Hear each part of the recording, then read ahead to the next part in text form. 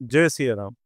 आप सभी का हार्दिक स्वागत है भृगु ज्ञानवाणी की एक और सबसे इंटरेस्टिंग और डीप एनालिसिस वाली वीडियो में। अब देखिए, शादी तो हर किसी की हो ही जाती है, लेकिन असली सवाल जो कुंडली मिलान करते वक्त नहीं बताया जाता कि वो लाइफ पार्टनर उम्र भर साथ निभाएंगे या नहीं। आज हम बात करने वाले हैं बिल्कुल इसी टॉपिक पर। आपके लाइफ पार्टनर की आयु कितनी होगी, क्या वो आपके साथ जीवन भर चलेगा या बिछड़ने का कोई योग तो नहीं। देखिए, कुंडली में ऐसे कुछ खास कंडीशंस, कुछ ऐसी प्लेसमेंट्स होती हैं जो ये सब बताती हैं। आज हम उन्हीं में से कुछ इंपॉर्टेंट कंडीशंस को डीपली समझेंगे। ये हमारे शास्त्रों में साफ साफ लिखी गई हैं और सब प्रमाणित है भी हैं। बस जरूरत है उन्हें ठीक से समझने की।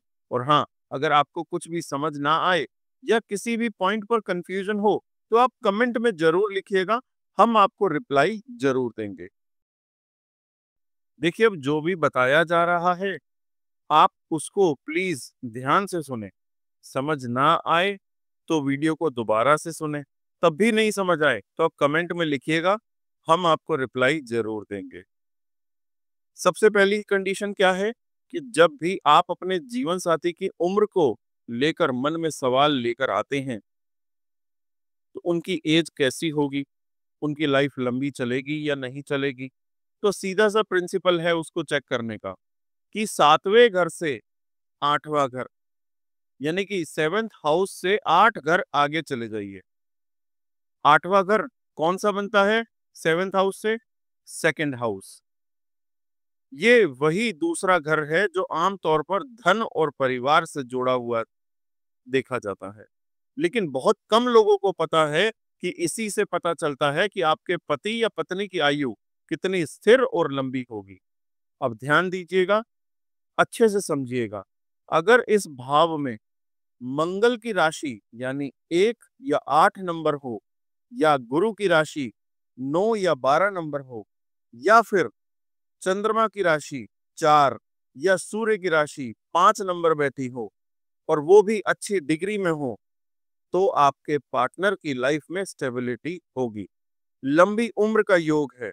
लेकिन अगर यही भाव कमजोर हो, नीच ग्रह हो, अस्त हो, या आपके इस घर का स्वामी पाप ग्रहों के बीच में हो, तो वहीं से चिंता की रेखा खिंच जाती है। आप खुद देखिए, अगर आपके सेकंड हाउस का स्वामी परेशान हो या राहु केतु जैसे ग्रहों के बीच में दबा हो, तो ये रिश्ते में भी कहीं ना कहीं डिस्टरबेंस लेकर आते हैं और आपके पार्टनर की सेहत पर भी इसका असर बहुत गहरा पड़ता है। अगर ग्रह अच्छे हों लेकिन भाव इटसेल्फ कमजोर हो तो भी फल अधूरा रहता है।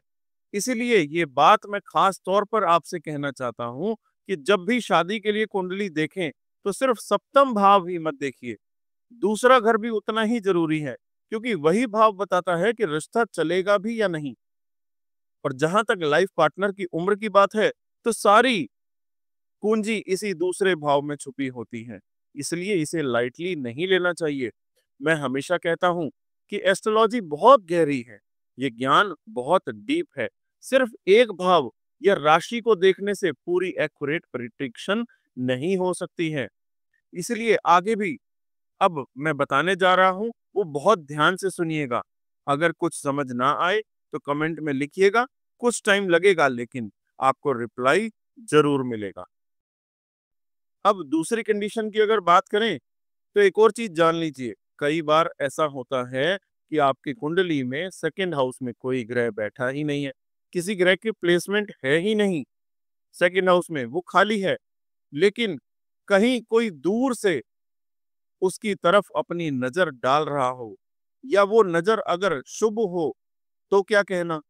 जैसे मान लीजिए कि आपके दूसरे भाव में 9 नंबर लिखा है, यानी कि धनु राशि।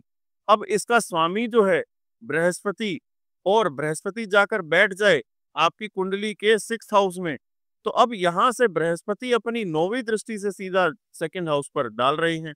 मतलब कोई बैठा नहीं है भाव में, लेकिन बाहर से कोई उसका ध्यान रख रहा है, और वो भी देवगुरु बृहस्पति जैसे शुभ ग्रह, तो ये भी बहुत स्ट्रॉन्ग इंडिकेशन है कि आपकी लाइफ पार्टनर की उम्र लंबी होगी, जीवन में स्थिरता होगी। लेकिन एक बात खास यहाँ पर ध्यान रखने वाली है कि अगर उस सेकंड हाउस पर राहु की, केतु की दृष्टि हो, तो वही अच्छाई खत्म हो जाएगी। इसलिए ये देखना जरूरी है कि कोई अशुभ ग्रह या उसकी दृष्टि सेकंड हाउस को स्पॉइल तो नहीं कर रही। अगर वहां तक किसी भी तरीके की नेगेटिविटी नहीं पहुंची और गुरु की दृष्टि शुद्ध रूप में पड़ रही है, तो बिल्कुल निश्चित हो जाइए, आपके जीवन साथी की उम्र लंबी भी होगी और स्थिर भी होगी। अब तीसरी कंडीशन देखिएगा, बहुत ध्यान से सुनिएगा कि कुछ केसेस में अगर सीधे सीधे कोई शुभ ग्रह सेकंड हाउस में आकर बैठ जाए, जैसे खुद शनि देव अगर इस घर में विराजमान हो जाए, तो आपके लाइफ पार्टनर की आयु को स्टेबिलिटी मिल गई। और अगर गुरु यानी बृहस्पति आपकी कुंडली के 7वें भाव में बैठे हों, तो भी बहुत बढ़िया है। अब यहाँ छोटी सी बात ध्यान रखने वाली है कि बृहस्पति की दृष्टियां बहुत पावरफुल होती हैं। अगर गुरु 10वें भाव में बैठे हो, तो उनकी 5वीं दृष्टि सेकंड हाउस को देखेगी। और अगर गुरु 8वें भाव में हो, तो 7वीं दृष्टि पड़ेगी सेकंड हाउस पर। और अगर गुरु 6ठे भाव में हो, तो उनकी 9वीं दृष्टि पड़ेगी सीधा सेकंड हाउस पर। इन सभी कंडीशंस में आपके लाइफ पार्टनर की आयु दीर्घायु होगी और जीवन में एक स्टेबिलिटी रहेगी। लेकिन अब एक बात मैं बिल्कुल साफ करना चाहता हूँ, ये सारी चीजें आपको सिर्फ D1 चार्ट यानी कि लगन कुंडली में और D9 यानी कि नवांश कुंडली में ही देखनी है। दोनों चार्ट्स में सेकंड हाउस कैसा है, उसमें कौन बैठा है, कोई परेशानी तो नहीं दे रहा, और अगर उस भाव में कोई भी ग्रह बैठा है, तो क्या वो सूर्य का मित्र है या नहीं, ये बहुत जरूरी है। अगर हाँ, तो आपके पति पत्नी की आयु 70 से 80 वर्ष तक की आसानी से देखी जा सकती है। पर हाँ, एक बात हमेशा याद रखिएगा कि ग्रह नीच का ना हो, उसकी डिग्री अच्छी हो, स्वराशि या उच्च राशि का हो, उस पर शुभ ग्रहों की दृष्टि होनी चाहिए, ना कि राहु केतु या पाप ग्रहों की। और सबसे जरूरी बात, इस भाव का त्रिक भावों से यानी कि 6ठे, 8वें और 12वें भाव से कोई संबंध ना बने। अगर ये सब चीजें मैच कर रही हैं, तो निश्चिंत रहिए, आपके लाइफ पार्टनर की उम्र अच्छी चलेगी और जीवन में सुख शांति बनी रहेगी।